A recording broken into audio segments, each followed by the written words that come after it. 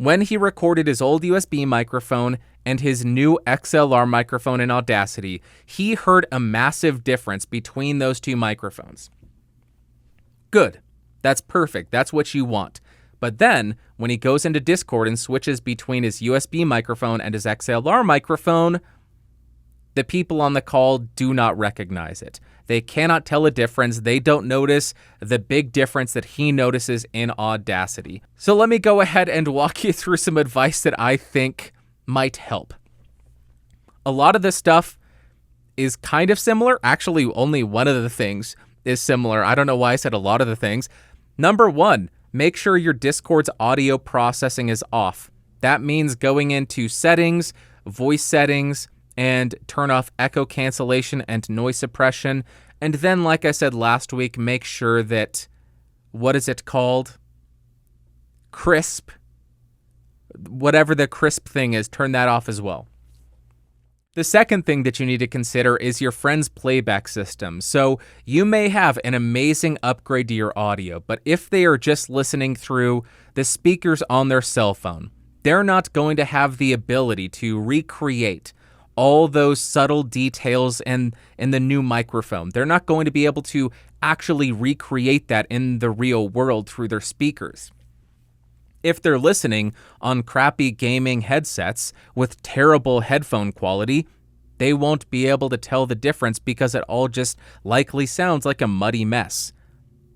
So that's something else to consider. They may not hear it, but maybe it's because their playback systems won't allow them to hear it. The third thing to consider, maybe your friends haven't trained their ears. It sounds as though you have spent a lot of time listening to gear, trying to determine what you like, what you dislike, and find the right microphone for you. Through all of that listening, you've trained your ear to pick up on certain frequencies, to understand or notice the differences in sound quality from microphone to microphone. If your friends don't know anything about microphones, they don't care about microphones, they may not be able to actually tell the difference. Before I started playing music, I couldn't pick out a guitar line to save my life. I couldn't pick out a guitar line to play my life. Hopefully I don't have to play something to save my life because I will be dead. But I could not identify just an individual line of the music and play it on the guitar. But after playing guitar for 20 years, I know I don't sound like I've been playing for 20 years, but after playing for that long, I'm able to listen to a song, identify the individual line, and be able to play that. So through that ear training over decades, I am now able to do that. Just like you, over months, over years, listening to microphone, that trains your ears to pick up on those different frequencies, to pick up on the subtle differences from microphone to microphone. If your friends haven't put in the time, if they don't care, they may not notice. And the last thing that I want to point out is as long as you notice the upgrade, as long as you are happy with the way that your audio sounds, that's all that matters.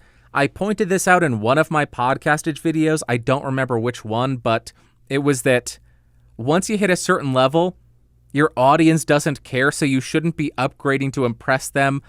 They won't tell the difference, so don't spend thousands of dollars to impress them with this amazing difference in audio quality. They just won't care.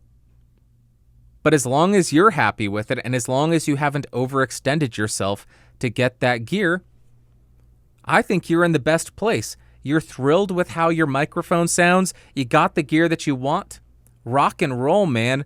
Rock and roll. Unnamed individual.